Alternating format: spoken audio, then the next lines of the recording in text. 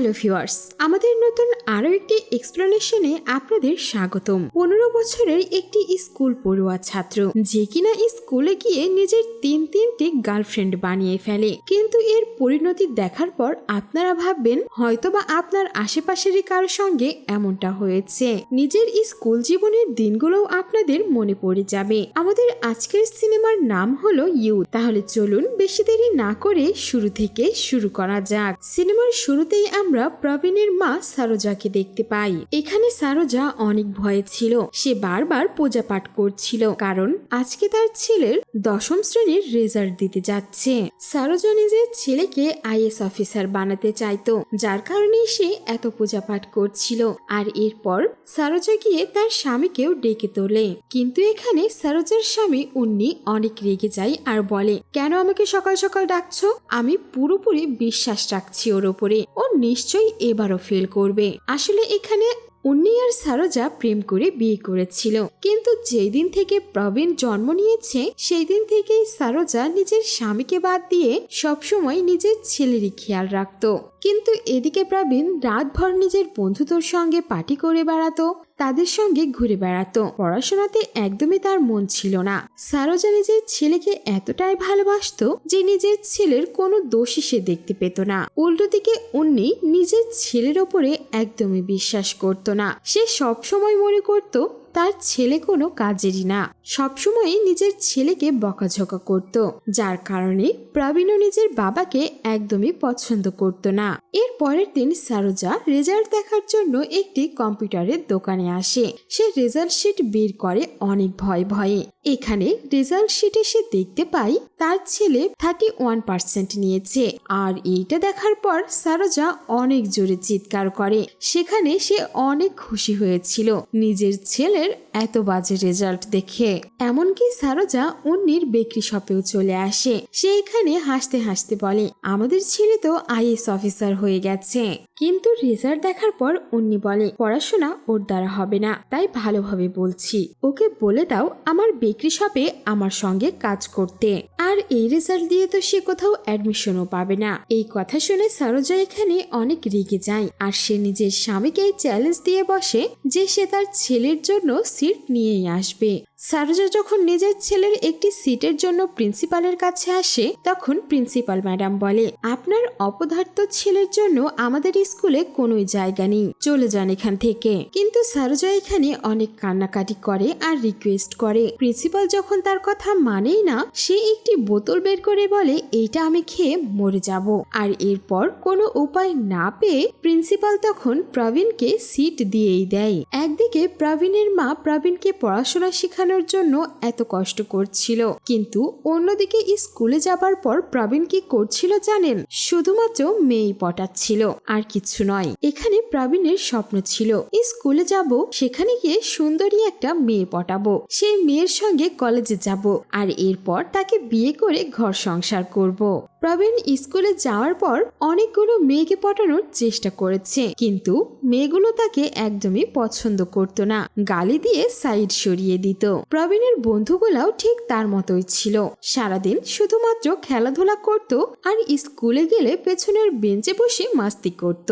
সেই দিনই ক্লাসের প্রেসিডেন্ট কানাকওয়াল্লি টিচারকে বলে, ম্যাম আপনি তো গতকালকে হোমওয়ার্ক দিয়েছিলেন, আজকে সেটা চেক করবেন না? এখানে ক্লাসের বাকি সবাই হোমওয়ার্ক করলেও প্রবীণ আর তার বন্ধুরা করেনি, যার জন্যই শাস্তি স্বরূপ টিচার তাদেরকে বাইরে পাঠিয়ে দেয় ক্লাসের। ঠিক সেই সময়ই অন্য ক্লাসের একটি মেয়ে প্রেসিকাকে স্কুল টিচার শাস্তি স্বরূপ বাইরে দাঁড় করিয়ে দেয়। আর প্রবীণ যখন ওই মেয়েকে দেখে, এক নজরে সে তার প্রেমে পড়ে যায়। প্রবীণ তখন প্রেসিকাকে দেখে সিটি বাজায়, এমনকি তাকে চোখ মারে। কিন্তু অন্যদিকে প্রেসিকা প্রবীণকে গালি দেয় আর মুখ ঘুরিয়ে নেয়, যেটা দেখে সেখানে থাকা প্রবীণের বন্ধুগুলো তার উপরে অনেক রেগে যায়। এমন ভাবে প্রায়শই প্রবীণ আর তার বন্ধুদের শাস্তি দেওয়া হতো, আর অন্যদিকে প্রেসিকাকেও পানিশমেন্ট দেওয়া হয়। এইভাবেই তাদের মধ্যে কথাবার্তা শুরু হয়, আর ধীরে ধীরে তারা বন্ধু হয়ে যায়। একদিন প্রবীণ প্রেসিকাকে জিজ্ঞেস করে, তোমাকে কেন রোজ রোজ টিচার শাস্তি দেয়? তখন প্রেসিকা বলে, আমার খুব ক্ষুধা লাগে, যার জন্যই আমি টিফিনের ভেতর থেকে বের করে কিছু স্ন্যাক্স খেয়ে নিই, যেটা দেখতে পেয়ে টিচার আমাকে রোজ রোজ শাস্তি দেয়। নেয়। পরের দিন সকালে স্কুলে আসলে প্রবীণ ঠিক করে সে আজকে প্রেসিকাকে প্রপোজ করেই ছাড়বে। সিন কাট হলে আমরা মুকেশ আর মালি নামের দুইটি ছেলেকে দেখতে পাই। স্কুলে আনু নামের একটি মোটা মেয়ে ছিল যে কিনা মুকেশকে ভালোবাসতো।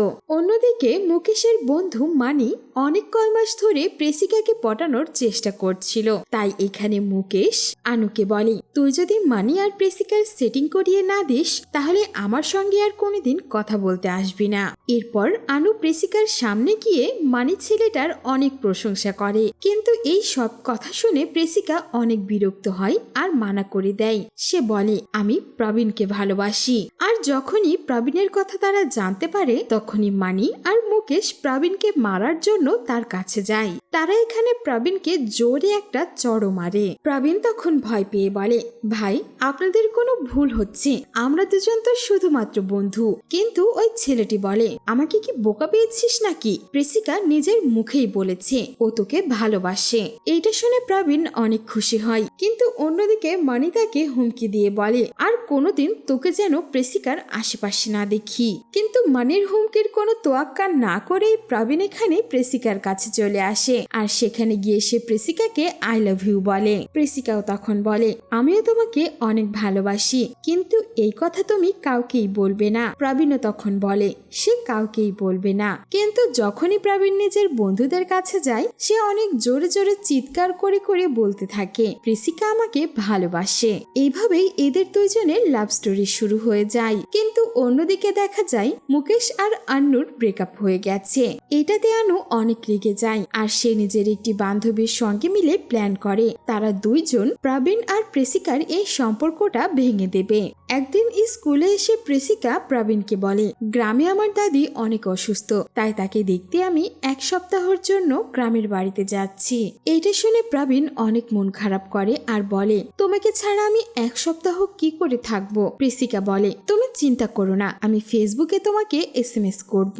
সন্ধ্যার সময় প্রবীণ এখানে কম্পিউটারের দোকানে আসে আর সে এসে ফেসবুকে প্রেসিকার SMS এর জন্য বসে থাকে। কিন্তু সেখানে প্রেসিকার বদলে সোনাল নামের একটি মেয়ের SMS আসে। সে প্রবীণকে লিখে, আমি সোনাল, তোমার স্কুলে পড়াশোনা করি, আমি তোমাকে অনেক ভালোবাসি। এই SMS দেখে প্রবীণের বন্ধুরা মনে করে হয়তোবা এটি কোনো ছেলের ফেক আইডি, যার কারণে প্রবীণ ওই মেয়েটিকে SMS দেয়, যদি তুমি সত্যিই কোনো মেয়ে হয়ে থাকো তাহলে কালকে ক্যান্টিনে এসে আমার সঙ্গে দেখা করো। পরের দিন ক্যান্টিনে গিয়ে প্রবীণ তার বন্ধুদের সঙ্গে অপেক্ষা করতে থাকে আর এরপর সেখানেই একটি সুন্দরী মেয়ে আসে। সেই সুন্দরী মেয়েটি এসে প্রবীণকে বলে, আমি সোনাল, আমি তোমার সঙ্গে বন্ধুত্ব করতে চাই। এখানে প্রেসিকার যাওয়া একটি দিনও হয়নি, কিন্তু প্রবীণ অন্যদিকে এই সুন্দরী সোনালের সঙ্গে বন্ধুত্ব করছে।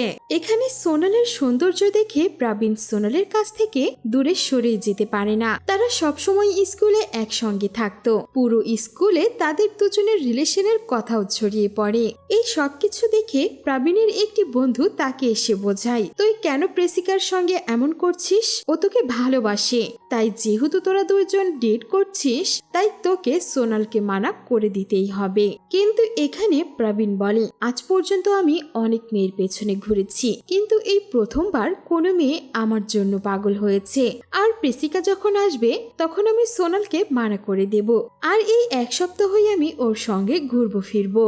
এইভাবেই দেখতে দেখতে এক সপ্তাহ কেটে যায় আর প্রেসিকা আবারও ফিরে আসে। এখানে প্রবীণ আর প্রেসিকা সন্ধ্যার সময় দেখা করে। এক সপ্তাহ পর একে অপরের সঙ্গে দেখা হয়ে তারা দুজন অনেক খুশি ছিল। এখানে তারা কথা বলছিল, সেই সময় সেখানে সোনাল চলে আসে। সোনাল এখানে প্রবীণকে নিজের কাছে ডাকছিল।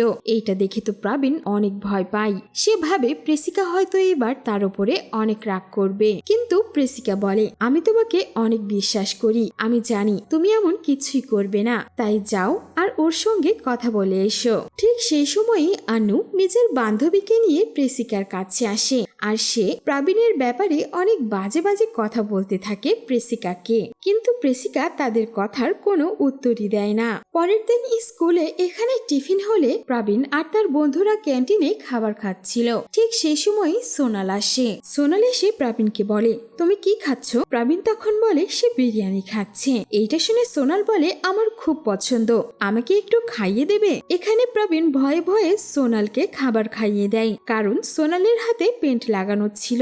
আর অন্যদিকে আনু আর তার বান্ধবী এইটা দেখে ফেলে, আর তারা দুইজন গিয়ে প্রেসিকাকে সব বলে দেয়। রেগেমেগে প্রেসিকা এখানে ক্যান্টিনে আসে, কিন্তু সে এখনো প্রবীণকে অনেক বিশ্বাস করত। প্রেসিকা বলে, তুমি কি জানো তোমার ওই বান্ধবী সোনালের সঙ্গে যখন তুমি ঘুরে বেড়াও তখন স্কুলের সবাই কত বাজে বাজে কথা বলে? তাই বলছি আজকের পর থেকে ওর সঙ্গে যাতে আমি তোমাকে ঘুরতে না দেখি। প্রবীণও এই কথাটি মেনে নেয়, আর এরপর সে প্রেসিকাকেও খাবার খাইয়ে দেয়। আর এরপর মনে মনে প্রবীণ ঠিক করে সে সোনালকে বলে দিবে, আমি তোমাকে নই প্রেসিকাকে ভালোবাসি। যার জন্যই রাত্রেবেলা প্রবীণ এখানে সোনালকে একটি জায়গায় ডেকে পাঠায়। প্রবীণ এখানে সোনালকে সত্য কথা বলতেই যাবে, তখনই সোনাল এখানে প্রবীণকে জড়িয়ে ধরে। প্রবীণ এখানে কিছু বলতেই পারে না। ঠিক সেই সময় প্রবীণ যখন মাথা ঘোরায় সে দেখে প্রেসিকা দাঁড়িয়ে আছে। আর এমন একটি দৃশ্য দেখার পর প্রেসিকা অনেক কান্নাকাটি করে। এখানে আনু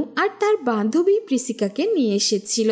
প্রবীণ তখনই সোনালকে দূরে ঠেলে দেয়, আর এরপর সে প্রেসিকাকে সত্য কথা বলতে যায়। সে বলে, আমি তো সোনালকে আমাদের সম্পর্কের কথা বলতে এসেছিলাম। কিন্তু প্রেসিকা এখানে কোনো কথাই শুনতে চায় না, কারণ তার বিশ্বাসটা ভেঙে গিয়েছিল। প্রেসিকা এখানে প্রবীণকে অনেক গালিগালাজ করে। আর অন্যদিকে দেখা যায় আনু, তার বান্ধবী আর সোনাল অনেক খুশি হয়। আসলে এখানে আন্নুরই প্ল্যান ছিল এইগুলো।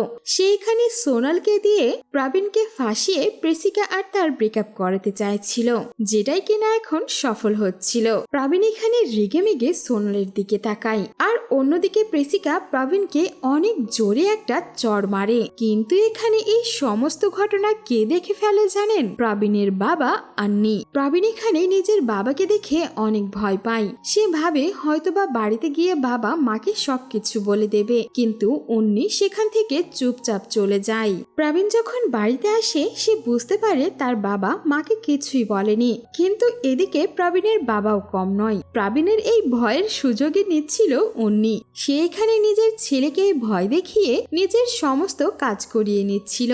আর এইভাবেই প্রবীণের 11th ক্লাসের পড়াশোনাও শেষ হয়ে যায়। আর এরপর তারা 12th-এ উঠে যায়। একদিন ক্লাসের সেই মেয়েটি কানাকওয়ালি নিজের ফ্যামিলি ফটো নিজের বন্ধুদেরকে দেখাচ্ছিল।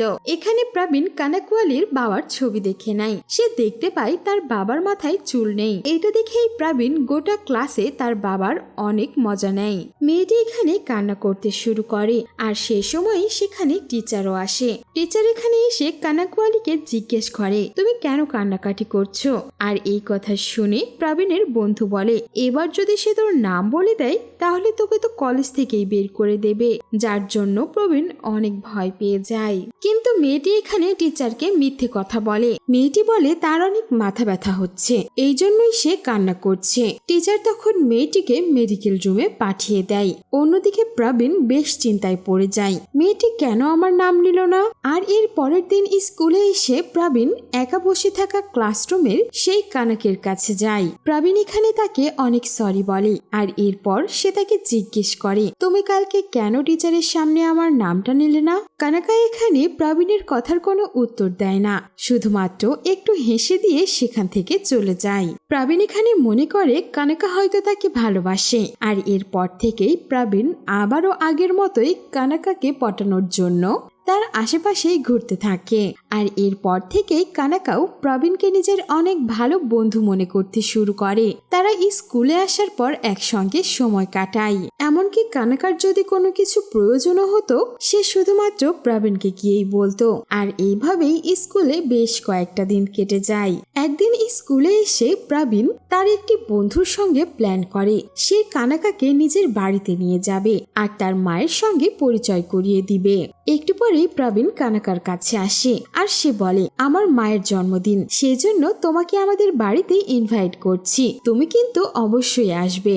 যেহেতু এখানে প্রবীণের মায়ের জন্মদিন ছিল তাই কানাকা নিজের সব বন্ধুদের নিয়ে প্রবীণের সঙ্গে তার বাড়িতে যায় আর প্রবীণের মাকে সারপ্রাইজ করে। তারা সবাই মিলে প্রবীণের মাকে জন্মদিনের শুভেচ্ছা জানায়। কিন্তু জন্মদিনের এই উইশ শুনে সারোজা বেশ অবাক হয়, কারণ আজকে তো তার জন্মদিনই ছিল না। কিন্তু ছেলের কথা চিন্তা করে সে কিছুই বলে না। প্রবীণের নাটকে সেও নাটক করতে থাকে, আর এরপর তারা সবাই মিলে সেখানে জন্মদিনের কেক কাটে। প্রবীণ এখানে বারবার নিজের মাকে কানাকার সঙ্গে পরিচয় করিয়ে দেয়, আর এটা দেখে সারোজা খুব ভালোভাবেই বুঝতে পারে তার ছেলে এই মেয়েটিকে পছন্দ করে। এখানে জন্মদিনের পার্টি শেষ হয়ে যায়। প্রবীণ এখানে কানাকাকে গেট পর্যন্ত এগিয়ে দিতে আসে। সে এখানে কানাকাকে প্রপোজ করতে চাইছিল, কিন্তু মন থেকে সে এই সাহসটাই পাচ্ছিল না। কানাকা তখন প্রবীণকে বলে, তুমি কি কিছু বলতে চাচ্ছ? প্রবীণ বলে, না তো, তুমি কি কিছু বলবে? তখন কানাকা বলে, না, আমিও কিছু বলবো না। এইটা বলেই কানাকা সেখান থেকে চলে যায়। প্রবীণ এখানে ভাবছিল হয়তোবা কানাকাও তাকে পছন্দ করে, কিন্তু সে বলতে পারছে না। অন্যদিকে আমরা সারোজাকে দেখতে পাই। সে নিজের ছেলেকে নিয়ে অনেক টেনশনে ছিল। সে ভাবছিল তার ছেলে এখন অন্য মেয়েকে পছন্দ করেছে, নিশ্চয়ই সে এখন আমাকে ভুলে যাবে। একদিন প্রবীণের সঙ্গে একটি ছেলের ঝগড়া বেঁধে যায়। তখনই ওই ছেলেটি প্রবীণকে অনেক গালিগালাজ করে আর বলে, তুই তো একটা লুচ্চা, 2 দিন পর পর নতুন নতুন মেয়েদের পিছনে দৌড়াস। আর এই কথাটা শুনে প্রবীণ অনেক রেগে যায় আর ছেলেটিকে মারতে শুরু করে। ঠিক তখনই সেখানে কানাকা চলে আসে, আর সে প্রবীণের হাত ধরে তাকে ঝগড়া করা থেকে টেনে নিয়ে চলে আসে। এইটা দেখে প্রবীণ এখন শিওর হয়ে যায় যে কানাকা তাকে পছন্দ করে। প্রবীণ এখানে ঠিক করে যেহেতু তাদের 1 মাস পর এক্সাম আছে, তাই সে এক্সামের আগেই কানাকাকে প্রপোজ করবে। এখানে এক্সামের আগে তাদের ফেয়ারওয়েল পার্টি হচ্ছিল, আর এখানেই প্রবীণ কানাকাকে একটি জায়গায় নিয়ে আসে। প্রবীণ এখানে ভয়ে ভয়ে কানাকাকে বলে, আজ পর্যন্ত আমার অনেক মেয়ের সঙ্গে বন্ধুত্ব হয়েছে, কিন্তু আজকে প্রথমবার কোনো মেয়ের সঙ্গে কথা বলতে আমার অনেক ভয় লাগছে। আমি তোমাকে অনেক ভালোবাসি। এইটা শুনে কানাকা অনেক অবাক হয়ে প্রবীণকে বলে, কিন্তু আমি তো শুধুমাত্র আমার একটি ভালো বন্ধু হিসেবেই তোমাকে দেখেছি, কিন্তু তুমিও বাকি ছেলেদের মতোই হলে আমি তো তোমাকে নিয়ে এমন কিছু চিন্তাই করতে পারি না। এখানে সে প্রবীণের মুখের উপরে মানা করে দিয়ে সেখান থেকে চলে যায়, আর প্রবীণ সেখানেই কাঁদতে কাঁদতে বসে পড়ে। তখনই সেখানে প্রবীণের বন্ধুরা চলে আসে, আর তারা এসে বলে, সাহিলের কিছু বন্ধুরা প্রবীণের এই বন্ধুটিকে অনেক মেরেছে। এইটা শুনে প্রবীণ নিজের ব্রেকআপের কথা ভুলে গিয়ে সাহিল আর তার বন্ধুদের গিয়ে অনেক পিটায়। এখানে এই ঝগড়াটা এত বেশি বেড়ে গিয়েছিল যে প্রিন্সিপাল সবার প্যারেন্টসদের স্কুলে ডেকে আনে। এখানে প্রিন্সিপাল সারোজাকে বলে, এখন আর আপনার ছেলে আমাদের স্কুলে পড়তে পারবে না। সে স্কুল থেকে প্রবীণকে বের করে দেওয়ার হুমকি দিচ্ছিল। সারোজা এখানে প্রিন্সিপাল ম্যামের কাছে অনেক রিকোয়েস্ট করে, হাত জোর করে যাতে সে প্রবীণকে স্কুল থেকে বের না করে দেয়। এমনকি সে প্রিন্সিপালের পা অবধি ধরে। ঠিক তখনই এখানে হুট করেই সারোজা অসুস্থ হয়ে পড়ে। প্রবীণ এখানে নিজের মায়ের এমন অবস্থা দেখে অনেক ভয় পায় আর তাকে হাসপাতালে ভর্তি করে। হাসপাতালে এখানে উন্নিও আসে। ডাক্তার তখন উন্নিকে এসে বলে সারোজার মাইন্ড হার্ট অ্যাটাক হয়েছে। সারোজার এমন অবস্থা দেখে উন্নি অনেক রেগে যায় আর প্রবীণকে জোরে একটা থাপ্পড় মারে, আর সে বলে, ও তোকে অনেক ভালোবাসতো না, যার জন্যই আজকে ওর এমন অবস্থা হয়েছে। আজকের পর থেকে তোর চেহারা আর আমাকে দেখাবি না। নিজের মায়ের এমন অবস্থা দেখে প্রবীণেরও অনেক খারাপ লাগে, আর সে বুঝতে পারে তার জন্যই তার মায়ের এমন হয়েছে। কিছুদিন পর এখানে হাসপাতাল থেকে সারোজা বাড়িতে ফিরে আসে, কিন্তু তখনও প্রবীণ অনেক মনমরা হয়ে থাকতে শুরু করে। কিছুদিন পর এখানে স্কুলের প্রিন্সিপাল উন্নিকে স্কুলে ডাকে। তখন উন্নি বলে, আমার ছেলের বিরুদ্ধে আপনারা যে শাস্তি দিবেন সেই শাস্তি আমি মাথা পেতে নেব। আপনাদের যা করার আপনারা করতে পারেন, কিন্তু তবুও বারবার আমাদেরকে স্কুলে ডেকে এনে বেইজ্জতি করবেন না। কিন্তু এখানে প্রিন্সিপাল ম্যাম প্রবীণের জীবনটা নষ্ট করতে চাচ্ছিল না, যার কারণে সে প্রবীণকে আরো একবার সুযোগ দেয়। এখানে ক্লাসে আসার পরেও প্রবীণ অনেক উদাস হয়ে থাকে, যার কারণে কানাকা তার সঙ্গে কথা বলতে আসে। কানাকা এখানে প্রবীণকে বলে, আমি সবসময় তোমাকে ভালো বন্ধু হিসেবে দেখেছি, আমি সবসময় ক্লাসে ফার্স্ট হই, তাহলে আমি এমন একটি ছেলেকে কি করে ভালোবাসবো যে কিনা পড়াশোনাই করতে চায় না? আমার স্বপ্নগুলো অনেক বড় বড়, আর যেগুলোকে আমি পূরণ করতে চাই। আমার স্বপ্ন পূরণে তো তুমি আমাকে সাহায্যই করতে পারবে না, কারণ আমি তো এটা জানি না যে তুমি 12th পাস করবে কি করবে না। এই কথা শুনে প্রবীণের একটি বন্ধু কানাকাকে বলে, যদি প্রবীণ 12th পাস করে তাহলে কি তুমি তাকে ভালোবাসবে? কানাকা তখন হ্যাঁ বলে দেয়। আর এরপর প্রবীণ বাড়িতে এসে নিজের জীবনকে নিয়ে অনেক ভাবতে থাকে। সে বুঝতে পারে আজ পর্যন্ত সে নিজের জীবনে কিছুই করেনি, যার জন্যই তার মা বাবাও এখন তার উপরে অনেক রাগ করছে। প্রবীণ ঠিক করে সে এখন সেই ছেলেটাই হয়ে দেখাবে যে ছেলেটা তার মা তাকে ভাবে। আর এরপরে প্রবীণ নিজের সমস্ত বন্ধুদেরকে বাড়িতে ডেকে আনে আর সবাই মিলে মনোযোগ দিয়ে পড়াশোনা করতে শুরু করে। এমনকি প্রবীণ স্কুলে এসেও টিচারের কাছে অনেক মনোযোগ দিয়ে পড়াশোনা করত। আর এই বিষয়টা প্রবীণের মা বাবা, স্কুল প্রিন্সিপাল সবাই নোটিস করে। আর তারা প্রবীণের এমন পরিবর্তন দেখে অনেক খুশি হয়। আর এর কিছুদিন পরেই এক্সামের দিন চলে আসে। প্রবীণ এখানে খুব ভালোভাবেই এক্সাম শেষ করে। আর এরপরেই চলে আসে রেজাল্টের দিন। সকাল সকাল সারোজা এখানে পূজা পাঠ করে প্রবীণকে ডেকে তোলে। আর তারা মা ছেলে মিলে রেডি হয়ে রেজাল্ট দেখতে যাচ্ছিল। তখনই পেছন থেকে উন্নি তাদেরকে ডেকে বলে, আমিও তোমাদের সঙ্গে আজকে রেজাল্ট দেখতে যাব। এই কথা শুনে এখানে প্রবীণ আর সারোজা অনেক খুশি হয়। এখানে তারা তিনজন রেজাল্ট দেখার জায়গায় পৌঁছে যায়। আর সেখানে অলরেডি অনেক বাচ্চাদের মা বাবা রেজাল্ট দেখতে এসেছিল। এখানে সারোজা খেয়াল করে সামনের একটা অনেক বড় ব্যানারে প্রবীণের ছবি ছাপা হয়েছে, যেটা দেখে সারোজা প্রবীণকে অনেক বকাঝকা করে আর বলে, এইবার তুই কি করেছিস যে এত বড় করে তোর ছবি টাঙানো হয়েছে? তখনই সেখানে একটি বাচ্চার বাবা এসে বলে, আরে বোন, তোমার ছেলে পুরো ক্লাসে 9 নাম্বার হয়েছে, যার জন্যই ওর ছবি এত বড় করে ছাপানো হয়েছে, আর তুমি কিনা তোমার ছেলেকে এত বকাঝকা করছো। প্রবীণ এখানে এইটা দেখে অনেক অবাক হয়। আর অন্যদিকে প্রবীণের মা বাবা নিজের ছেলের এত ভালো রেজাল্ট দেখে অনেক খুশি হয় আর খুশিতে কান্নাও করতে শুরু করে। এখানে সবাই প্রবীণকে অনেক শুভেচ্ছা জানায়। আর এরপর প্রবীণ নিজের বন্ধুদের সঙ্গে দেখা করতে আসে। আর এরপরে আমরা দেখতে পাই কানাকা প্রবীণকে একলা কথা বলার জন্য ডেকে এনেছে। সে প্রবীণকে বলে, আমার তো বিশ্বাসই হচ্ছে না তুমি পাশ করেছো, তাও আবার এত ভালো রেজাল্টে। সে এখানে প্রবীণের ভালোবাসাকে একসেপ্ট করতে চাইছিল, কিন্তু এখানে প্রবীণ কানাকাকে মানা করে দেয়। প্রবীণ এখানে কানাকাকে বলে, তুমি হয়তো ভাবছো এই সবকিছু আমি তোমার জন্য করেছি, কিন্তু না, এই সবকিছু আমি আমার মা বাবার জন্য করেছি। আর তখনই সিন ফ্ল্যাশব্যাকে চলে যায়। একদিন উন্নি মদ খেয়ে বাড়িতে আসে। আর তখন সে নিজের জীবনের কাহিনী প্রবীণকে বলে, আমার কিছুই ছিল না, তবুও তোর মা সবকিছু ছেড়ে দিয়ে আমার হাত ধরে চলে এসেছিল। সে এত পরিশ্রম করেছে, এত কষ্ট করেছে, যার বদৌলতেই আমি আজকে একটি বেকারি শপের মালিক হতে পেরেছি। কিন্তু তবুও সারোজার বাড়ির মানুষজন আমাকে পছন্দ করে না। কেন জানিস? কারণ আমি পড়াশোনা জানি না। কিন্তু তোর মা তোর উপরে অনেক ভরসা করে যে তুই একদিন পড়াশোনা করে অনেক বড় হবি, তুই আমার মতো হোস না। সিন আবারও বর্তমানে আসলে প্রবীণ কানাকাকে বলে, আজকে যদি আমি ফেল করতাম তাহলে হয়তো তুমি ঘাড় ঘুরিয়ে আমার দিকে তাকাতেও না, কিন্তু আমার মা বাবা হয়তো 2 দিন আমার উপর রাগ করে থাকতো, আর এরপর আমাকে আবারও সান্ত্বনা দিয়ে নিজেদের কাছে টেনে নিত। আমার মা বাবার চাইতে বেশি এই দুনিয়াতে আমাকে কেউই ভালোবাসতে পারবে না। আর যখন কোনো পাওয়ার আশাতে কোনো ভালোবাসা হয়, সেটা ভালোবাসা হয় না। প্রবীণ এখানে কানাকাকে ছেড়ে নিজের মা বাবার কাছে আসে।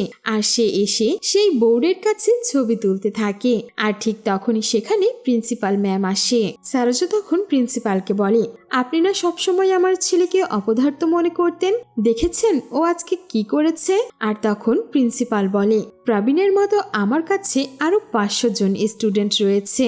আপনি যদি আপনার সন্তানকে বকাঝকা করতে পারেন, তাহলে আমি কেন পারবো না? প্রিন্সিপাল এখানে প্রবীণকে অভিনন্দন জানায়। আর এই সিনের সঙ্গে সঙ্গে সিনেমাটি এখানে শেষ হয়ে যায়। সো ভিউয়ার্স, কেমন লেগেছে আমাদের আজকের এক্সপ্লেনেশন তা অবশ্যই জানিয়ে দিতে ভুলবেন না।